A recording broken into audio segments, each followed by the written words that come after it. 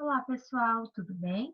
Então, como nós combinamos, né, na semana passada que nós tivemos as nossas aulas ao vivo, essa semana eu estou fazendo para vocês as videoaulas, é, dando continuidade aí ao conteúdo da nossa apostila, certo? Nós terminamos os biomas brasileiros e hoje nós vamos trabalhar dando continuidade aí ao nosso assunto. Peço que vocês peguem, por favor, a apostila de vocês, enquanto eu vou abrindo aqui os slides que eu preparei.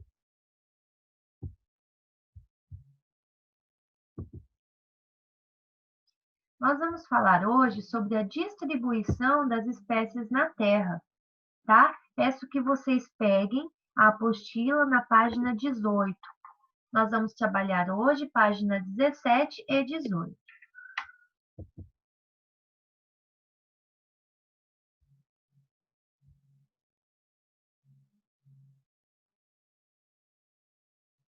Só um minutinho, enquanto está abrindo aqui.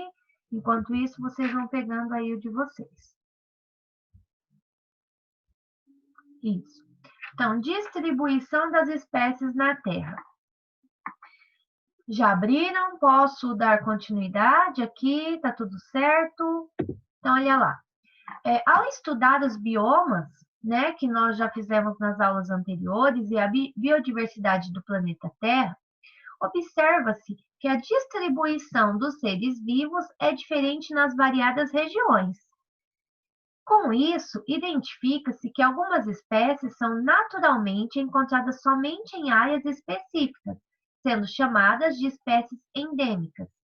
Por exemplo, os cangurus são endêmicos da Austrália e o cacto mandacaru é endêmico do Brasil, né? Que fica aí no bioma que nós já estudamos, que é o bioma da caatinga. Outras espécies são amplamente distribuídas, podendo ser encontradas naturalmente em vários continentes, como o pardal, ave que tem origem no Oriente Médio e que se dispersou pela Europa e Ásia. Essas espécies são chamadas de cosmopolitas. Eu trouxe aqui um textinho que eu quero ler para vocês, falando aí sobre o pardal, que nós sabemos que em toda a região aí, a nossa região aqui e várias regiões do Brasil e de outros países, tem aí, né, o pardal. Então, vocês já conhecem, né? Então, temos a foto aí, onde fala, ó, pardal, espécie de pássaro encontrada em diversas regiões do mundo, tá? Então, eu quero falar um pouquinho para vocês sobre a história do pardal no Brasil, tá? Eu vou ler um pequeno trecho, prestem bastante atenção. O pardal tem sua origem no Oriente Médio. Entretanto, este pássaro começou a se dispersar pela Europa e a Ásia, chegando na América por volta de 1850. A sua chegada ao Brasil foi por volta de 1903, segundo registros históricos, quando o então prefeito do Rio de Janeiro, Pereira Passos, autorizou a soltura desse pássaro exótico proveniente de Portugal. Hoje, essas aves são encontradas em quase todos os países do mundo, o que as caracteriza como uma espécie cosmopolita. Essa ave tem se expandido pelo espaço rural, em alguns casos, prejudicado a produtividade agrícola. Então, olha só, é interessante, né? Nós sabermos de um pássaro que tem aí em quase toda a região do mundo. Esses biomas bastante amplos, existem biomas bastante amplos com características semelhantes, mas que mesmo assim apresentam espécies diferentes. Então, por que algumas espécies são encontradas naturalmente apenas em uma região e outras estão presentes em várias partes do mundo? Porque certas espécies que ocorrem em determinado lugar não aparecem em outros lugares, mesmo com semelhantes condições climáticas, como é o caso do urso polar, que ocorre no Ártico, mas não na Antártica. Encontrar a resposta para essas e outras questões somente é possível estudando as espécies atuais e extintas, a história da Terra e as modificações que ocorreram no planeta com o passar de milhões de anos. Então, gente, o que que nós vamos ver hoje, né? O porquê disso, né? Por que que certos animais têm uma determinada região e não tem na outra, sendo que as características ambientais são as mesmas, tá? Então, a biogeografia é a ciência que estuda isso. Ela estuda a distribuição geográfica das espécies, ou seja, como se distribuem as espécies pelo planeta ao longo do tempo, tá? Porque nós, muitas vezes, nos perguntamos, né, por que que esse certo animal tem nesse bioma e não tem no outro, certo? A distribuição geográfica dos organismos é influenciada por muitos fatores, incluindo a teoria da deriva continental, ou seja, o movimento dos continentes durante o passar do tempo. Os continentes são partes de grandes placas da crosta terrestre, litosfera, que se apoiam sobre o manto e se movem muito lentamente.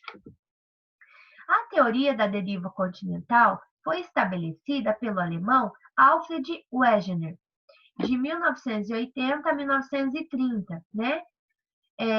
Ele foi um meteorologista e pesquisador da natureza, além de um dos primeiros cientistas a suspeitar que os continentes se moviam uns em relação aos outros.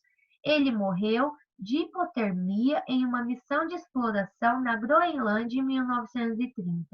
Então, olha lá, ele nasceu em 1980 e faleceu em 1930, né? Faleceu aí super novo, com 50 anos.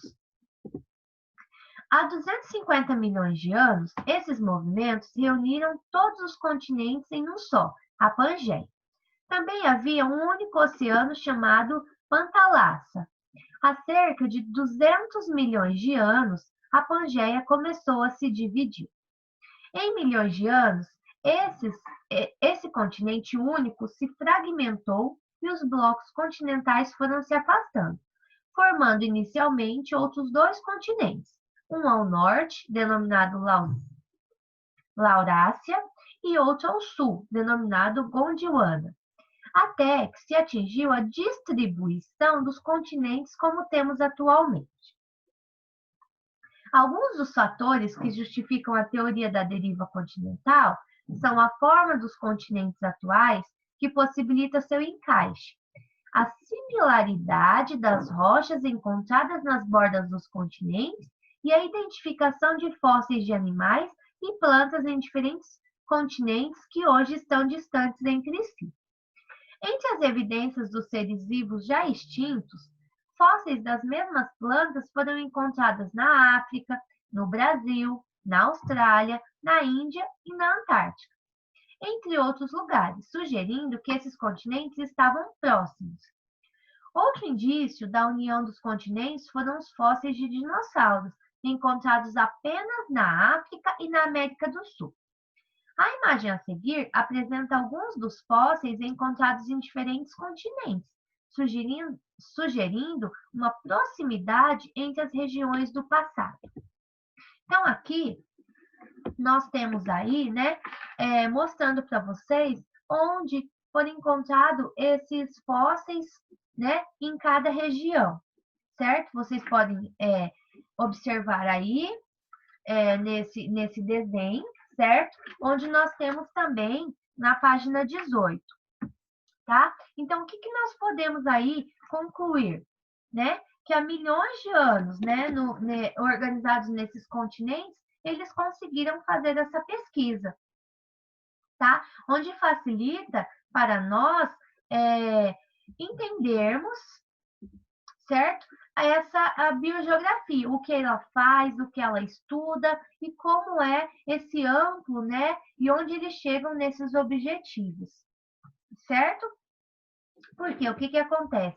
Muitos se perguntam, né? Nós mesmos nos perguntamos o porquê, como, onde, essas espécies, por que que tem, por que que não tem, né? Então, fica para aí dessa ciência, a biogeografia, que estuda, né, esses determinados e detalhados aspectos aí do ambiente, certo?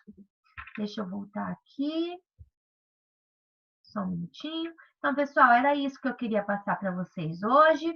Espero que vocês tenham gostado aí da nossa aula.